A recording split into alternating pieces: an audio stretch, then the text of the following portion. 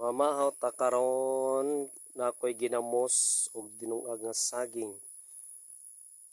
Ika 2 days ra na ako nga stay karon sa akong farm. Nawapay ko kahit po sa akong higdaan.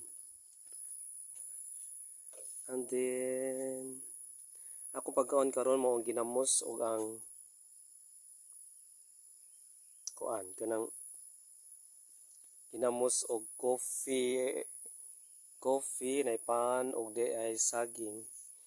And then update ta karon sa akong kamuti. Guys, nanam-anam na si Jan ang ana. Barog na. Namarog na si Ja, guys. Ano ni si Ja.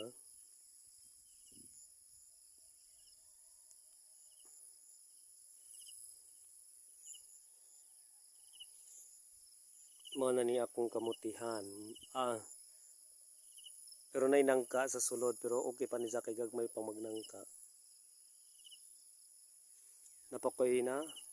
Kinto nga mao ni tamno nagkap kanang mani pero wa pala panahon na pa kuana pa na kuan kanang wa pa na bungay kay wala nung wa nitong hag. Matawag hapon niya akong gikuha. So, nihina dyan lang po na bungay, guys.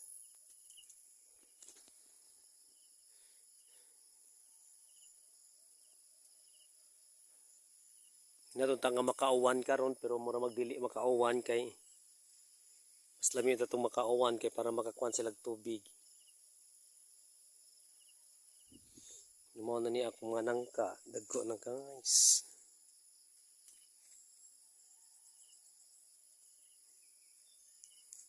Narita.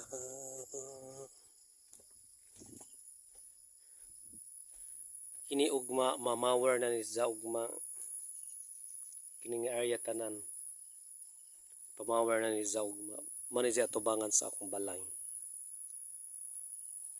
Ni sa katanawon kumamower na si Zakay para matupong ang mga Carabao grass. Sa katong babaw dito, mabuti tamnan sa buwak.